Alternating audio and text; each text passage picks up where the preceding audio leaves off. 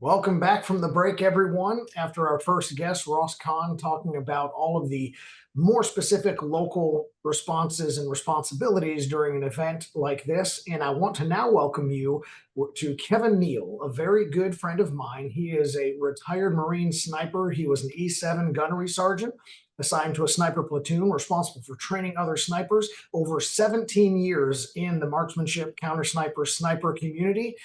He has quite the resume. In addition, he served with me on the SWAT team at the Paducah Police Department and was our marksman sniper team leader for about 4 to 5 years there. He currently is in international protective services doing protection details all over the globe. And so, Kevin, I would like to welcome you to Pivotal Change. Thank you for coming on, sir. Appreciate it, Ryan. Good to be here. Well, what I'd like to do is always, because we're limited on time, is I want to jump right into things. And I want to start off with a little bit about not necessarily your background, but the background of snipers, as everyone refers to them. I know there's designated marksmen and other names for it. But as far as being trained and being prepared and being qualified as a sniper counter sniper team, what goes into that? What does the American people need to know that preparations and training go in to make somebody qualified for that type of job?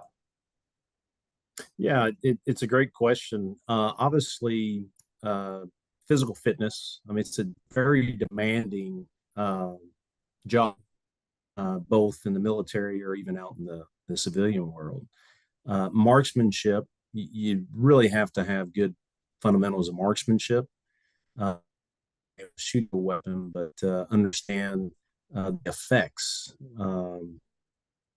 Internal ballistics, your terminal ballistics, and external ballistics. So, under happens to the shooter behind the gun, and then the round as it's going down range before it hits the target, and then when it hits the target. So, and I remember when I was in, one of the prerequisites was a higher IQ. You have to be able to have some intelligence to understand what the mission is, what the requirement is, um, to get to your target. So it was very, it's not impossible, but there's a lot to it than just getting behind a gun and shooting paper.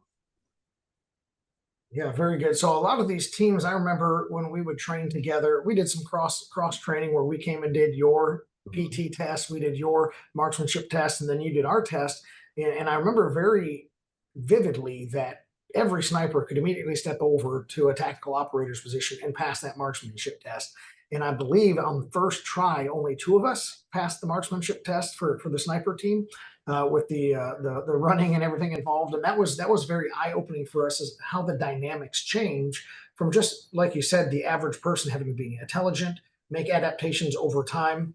And so these teams do go through a lot of training. So one of the things that I want to talk about too is like on an event like this, the intelligence, the pre-planning, the preparation, these people are extremely capable of executing the job. What are some of the pre-event responsibilities for a counter sniper team? Like who has the final say of like where they're placed, what type of equipment they bring, because they could be shooting everything from 223, 556 to 308 to 338 Lapoulas or various rounds and stuff like that. Who gets the say on the manpower, the number of teams, and just how things are ultimately deployed at any event or setting of this nature?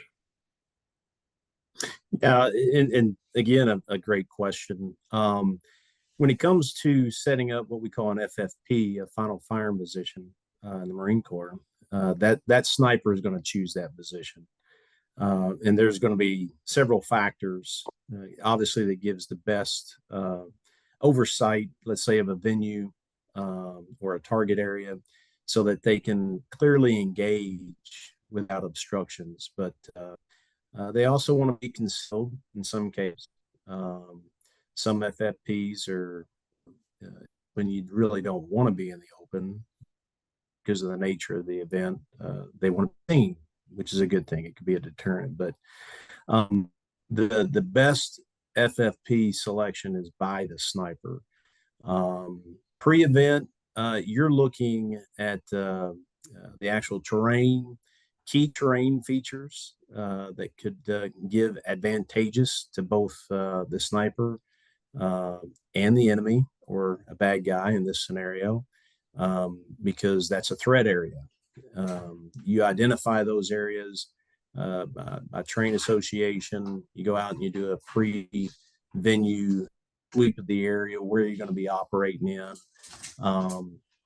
You gather a lot of intelligence, distances, angles, elevation. There's so many things that you get, concealment areas, all, and on a individual, but more so when it's combined as a brief, because you're gonna do a pre-deployment brief in detail, and all the agencies that are working together are going to put in mitigating factors. So if areas of concern are identified, then those leaders that are in charge are going to make decisions to where they can put in preventable, actionable items for those areas. And then the sniper themselves, they want to take up a position that can best protect, whoever it is that they are to be protecting. So it's a broad area, a lot of information. Yeah. So let me in ask this situation, there's let me ask an interjecting question here. So you said something very important to me as I'm tracking and following along, just the multiple steps, and immediately my brain jumps back to what you said about a higher level of intelligence. All of these considerations are far beyond what the normal person would look at. We'd be like, oh, look, there's a water tower, go up there. Okay, there's a high spot, go up there. You're talking about overt positions versus covert positions. And my question would be, let's say you go out in the field and you're in charge of this free operation scouting, and you said, in order to fully secure this event, we need 4 sniper teams in these 4 locations. Could somebody come to you, a supervisor up the chain of command, and say, sorry, you only get 3 teams? And then that's what you're stuck with. Is that a real world possibility? Absolutely. And that's, when we're talking about leadership, understanding what's the go. If we're protecting, then if snipers who are trained, that they go out and they need to have overlapping fields of fire, and 4 sniper positions are going to give us that to be, at a minimum adequate to provide the protection that we need to provide. I may even say 5, to hires, to let them know, hey, this is an area that, and it may be given information to the leadership saying, hey, this is not a very good venue. We need to have this much security. And then those leaders have to make those decisions. Do they have the assets and resources to make that happen? Okay, so that was a good point. That's a great question. Yeah, clarified something for me really well, and I hope people hear that. We need to ask for the amount of resources, but you don't always get what you want, and so that can also result in failure of a mission as well. So let's talk about like on event responsibilities, because you just did this whole host of pre-event responsibilities. So now we have our final firing position. Our teams are in place. We've been allotted the resources that are now in the real world setting. In that moment, what is that sniper team's responsibilities? How early do they show up? How long do they stay there? And what's their real time, second by second, minute by minute responsibility? Yeah, in the pre-brief, before deployment, all of these details are discussed. All parties, even adjacent units, everybody knows what the mission is. And each entity gives, the sniper is going to give their presentation. And so the biggest thing is, once you call it actions on the objective, once you're out, sometimes the snipers go out before other elements that get there and they get set up. They may confirm or deny intelligence from what they previously had seen, but they're going to cover those areas. And the coordination with adjacent units or other units that are on the site venue as well are overlapping, because you want that overlapping of security.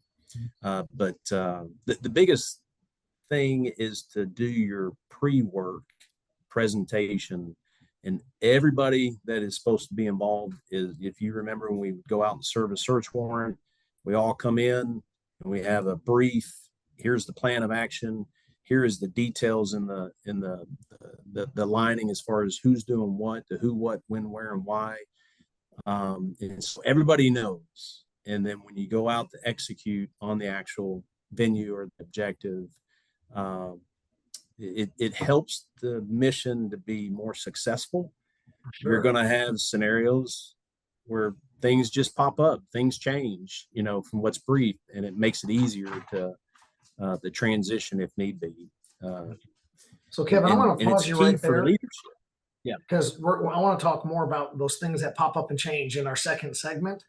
So that's going to be really important as the viewers come back and watch. So kind of two real quick back-to-back questions for you is, what is the standard communication while a team is deployed on scene? Like, how are they communicating to each other, to other entities, other elements of the protection detail? And how much is that interagency communication happening from the eyes in the sky, essentially the Overwatch teams, the sniper teams? Yeah. So again, there's a comms brief within the brief that I was talking about. So communications is brief. You're going to have multiple layers of.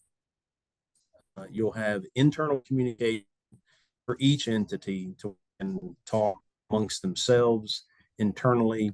You're going to have we call the channel where everybody from a particular section can monitor communications, where everyone can get this. They don't necessarily have to talk on that channel. They just hear what's being said on that channel. Your snipers, you want them to have a direct line. There's different names, the FFP or the SEC, where the people that make decisions as information is being disseminated, and you can just imagine the multiple radio channels, and a lot of information coming in, multiple agencies. Communications is extremely key, because as a sniper, I may see something. Well, how do I relay that information to higher so that they can make the best decision that they can make? Talking about other agencies, we had this in law enforcement. Probably the best example. We work off a certain frequency. The county works off of a totally different frequency. We did have a channel where we could share, but I got a radio one, and if I rotate to that frequency, then I'm off frequency. So those factors that are huge start to play in. So that's communications is probably the lifeline, is the easiest way to say it, as far as getting real-time information to the person that needs to have that information to make the best decision. And you're going to have problems. I want to jump in on that comment right there, Kevin, because we are going to have to roll into our commercial break and then start our second segment. But communication is the lifeline. And interagency, and there's switching back and forth, and there's basically, metaphorically and physically speaking, the absolute necessity to keep your head on a swivel and pay attention to all these areas. And as those dynamics unfold, even on a calm day where there is no incident, they just exponentially compound when something pops up, a threat is discovered, an incident occurs. So everyone stay tuned. We're going to continue on with Kevin Neal here in just a minute after our break. We're going to get more pivotal change. And as you can see, all of these responsibilities, this preparation work, the communication, that's directly in line with businesses and not just sniper teams. So we're going to dig back into more critical elements of what happened over this assassination attempt of former President Donald Trump right after this break. So stay tuned.